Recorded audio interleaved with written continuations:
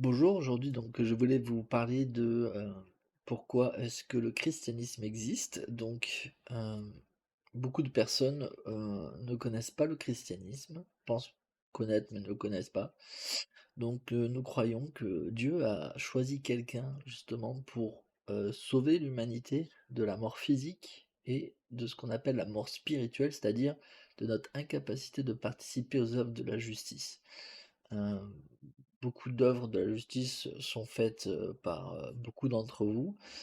À partir du moment où vous allégez un fardeau, vous donnez à boire à quelqu'un qui a soif, donnez à manger à quelqu'un qui a faim, visiter les malades, visiter les personnes en prison, faire du bien, aux personnes autour de vous, ce sont des œuvres de la justice et bien sûr, heu, si vous avez un procès, appliquez au maximum quelque chose de juste, de ne pas accepter d'argent, pour, favoriser une personne, ne pas être corrompu, ça fait partie de pratiquer la justice.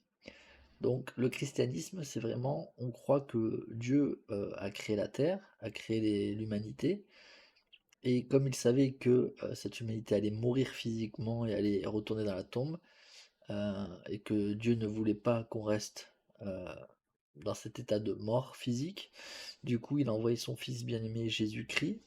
Jésus-Christ qui veut dire celui qui a été oint et choisi pour, accomplir donc la mission de Dieu, donc c'est l'expiation. Son sang versé a pu, expier les péchés spirituels afin de nous racheter de cette mort spirituelle, donc du coup, on peut reparticiper aux œuvres de la justice si jamais on a été méchant et qu'on s'est repenti.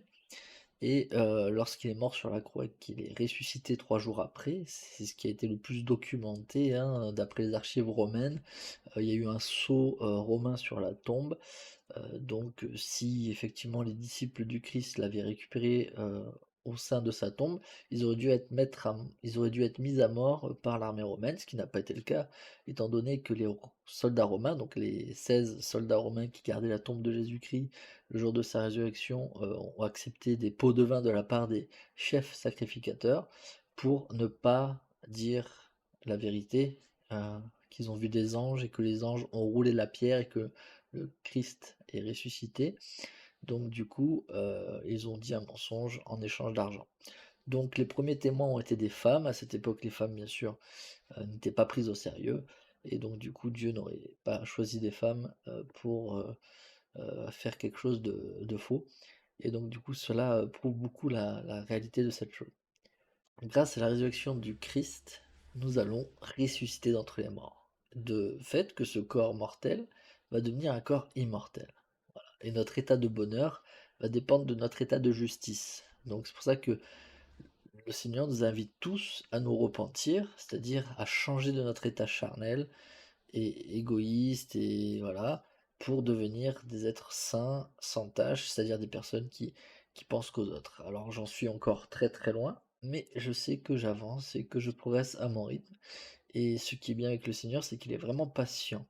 Il est dit dans l'Évangile éternel, qui a été offert à l'humanité en 1830, qui avait été promis dans le Nouveau Testament, Apocalypse chapitre 14 verset 6, que cet évangile éternel allait venir avant la venue du Christ. Et donc dans cet évangile éternel, il est dit que euh, quiconque se repent ne périra pas. Et le Seigneur est tellement miséricordieux qu'il ne souffrira pas que ceux qui viennent à lui périssent. C'est pour ça, je vous invite à faire un peu plus d'efforts et à se repentir. Je sais que le Christ vit, je sais qu'il est là auprès de nous, je sais que nous avons tous besoin de nous repentir plus ou moins, et je sais que, à moins qu'on se repente, on ne pourra pas obtenir la grâce nécessaire à ce que nous puissions entrer dans le royaume de Dieu. Le royaume de Dieu qui est gardé par des sentinelles et des anges, dont les Égyptiens avaient fait l'effigie avec les sphinx. Ce sont des chérubins, hein, qui se tiennent, voilà, qui nous empêchera d'y entrer.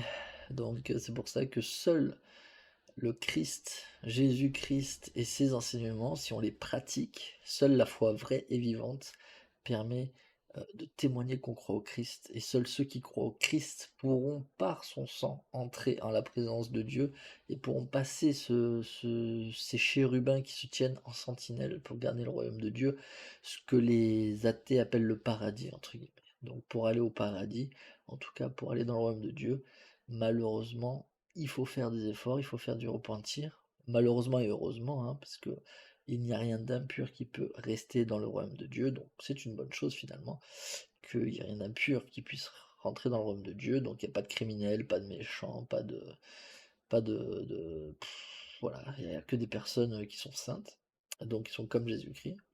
Et donc c'est pour ça que c'est très important de faire connaître ces choses aux habitants de la terre, afin qu'ils sachent qu'il n'y ait qu'une seule porte pour entrer au paradis, en tout cas au royaume de Dieu, et donc c'est l'expiation du Christ par le baptême, accompli par la propre autorité. Il n'y a qu'une seule église qui détient l'autorité de la prêtrise de Melchizedek, donnée par Dieu. Donc c'est pour ça chercher cette église. Bon, j'ai mis une petite photo qui explique quelle est cette église. Vous pouvez taper Temple de Salt Lake City en Utah. Vous saurez quel est le royaume de Dieu. Et du coup, quelle église propose un véritable baptême avec une véritable autorité afin de pouvoir recevoir le don du Saint-Esprit et afin de pouvoir nous préparer à rentrer et à vivre en la présence de Dieu. Et je dis ces choses humblement au nom de Jésus-Christ. Amen.